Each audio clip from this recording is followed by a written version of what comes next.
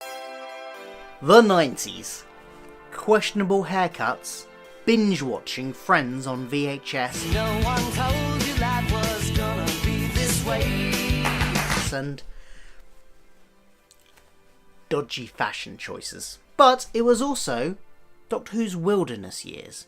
The show had been cancelled as an ongoing entity in the late 80s, but it survived through books and comics and the occasional special. Right at the end of the decade, in 1999, when people would probably stop wearing rubbish like this, a young writer got hold of Doctor Who for the very first time. It was comic relief. They commissioned a 2-part Doctor Who kind of spoof special, and they gave it to one Stephen Moffat. You probably already know this, but a whole 11 years before he became showrunner of Doctor Who, a whole 6 years before he wrote for the show proper, he wrote this, Curse of the Fatal Death, the comedy spoof special 2-part Doctor Who story. And when I was rewatching it recently, you can check it out on YouTube, I'll leave the link below, I couldn't help noticing something very familiar about lots of the elements of it. And I couldn't help notice, and I'm sure you wouldn't be able to either if you rewatched it, that Curse of the Fatal Death kind of foreshadows a lot of the Moffat era. Should we find out how?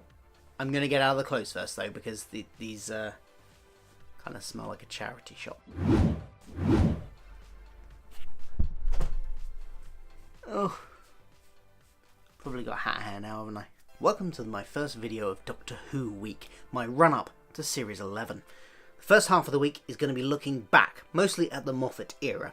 The second half of the week is going to be looking forward to what's going to come, and hopefully in Series 11, my hopes, my dreams and stuff about Series 11. But what better way to start looking back at the previous Moffat era than to go right back to his very first story and see how it mirrors quite a lot of what he did with the show when he got in charge. Okay, let's start with the obvious, wibbly wobbly, timey-wimey. It's kind of his trademark, so yeah, it's going to be in both his era and obviously in this, because it's kind of what he does. It's what he's known for. Wibbly wobbly, timey-wimey plots. When the Doctor and the Master face off, it turns out the Master has previously gone back in time and bribed the architect of the building they were in to set a trap. Say hello to the spikes of doom.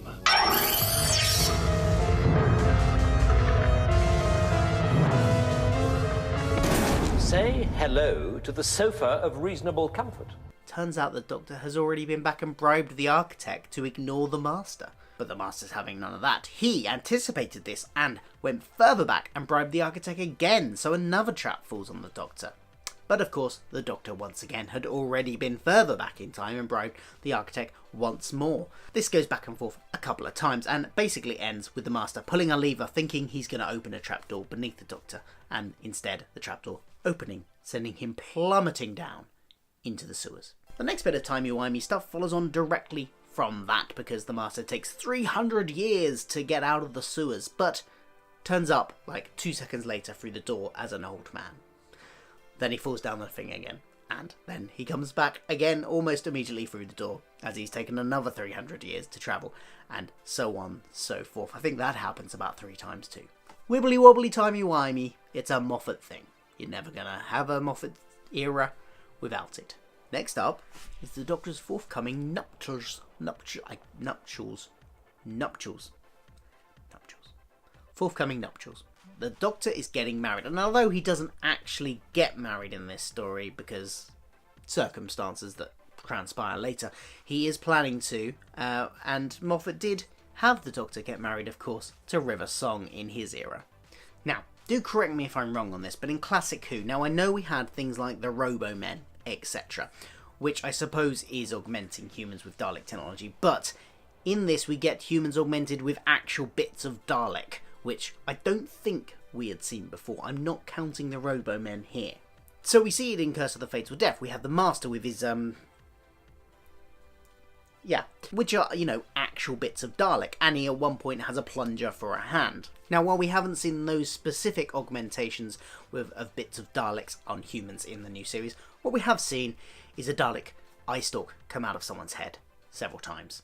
Talking of those augmentations, we've obviously therefore got a Master with breasts. Sorry. Dalek bumps, They're also extremely firm. which is potentially foreshadowing Missy.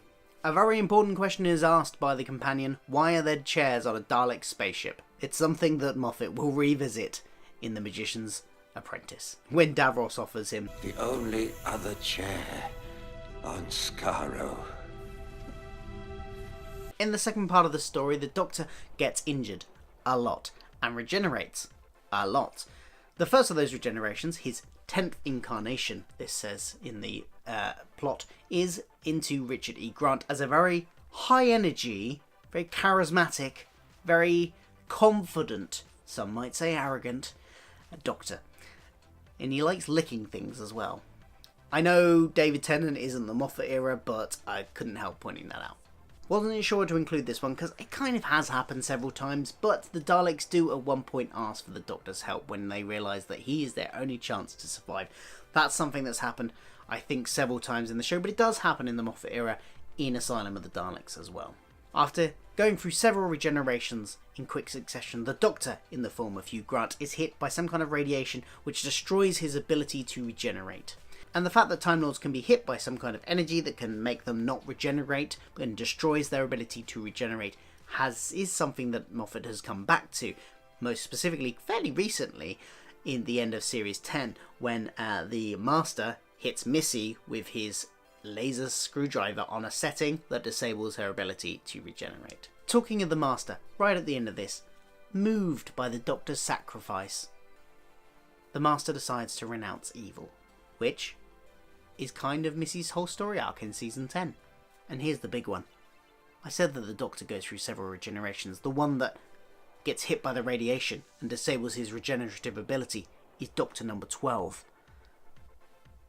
But he regenerates. Somehow he manages it into Doctor 13, which is a woman. And then we even get the Master flirting with the Doctor. Again, hello Missy. Genders are different this way around, but still, another foreshadowing, I think. And the final couple of things that Moffat reused in his own era from his earlier story are actual lines. Like, pretty much verbatim. At one point, his assistant / fiancé says about him after he'd died, he was never cruel and never cowardly. A line I think was next used in the 50th anniversary written by Stephen Moffat and was then used again several times by Peter Capaldi. And as he's dying, Hugh Grant's 12th Doctor says, "Look after the universe for me. I've put a lot of work into it." A line that crops up again in Peter Capaldi's era in the Series 9 prologue. Look after the universe for me. Put a lot of work into it. So there you go. Maybe Stephen Moffat thought back in 1999 that this would be his only opportunity to write Doctor Who, and therefore all the ideas that he'd probably had bubbling in his head for years as a fan, threw them all at it. And then when he got in charge of the show many, many years later, he thought, oh, well, I can reuse some of these and spread them out a little bit. Did you spot any I missed? Let me know in the comments below. And don't forget to like, share, subscribe and all that jazz. I will be here all week with videos leading up to the Series 11 premiere, and I will be reviewing that after it airs as well. So don't forget to press all the button-y things. Okay, I'm going to try out a new end screen thing, so bear with me. Let's see if this works. Click here to watch a video of me interviewing Simon Guerrier and Crystal D about their new book, Doctor Who, The Women Who Lived. Click here for another video that YouTube algorithms think you might like. And somewhere on the screen there's probably also a subscribe button too. See, tomorrow's video is going to be a ranking of all Stephen Moffat written episodes. I'm back for that tomorrow. Bye.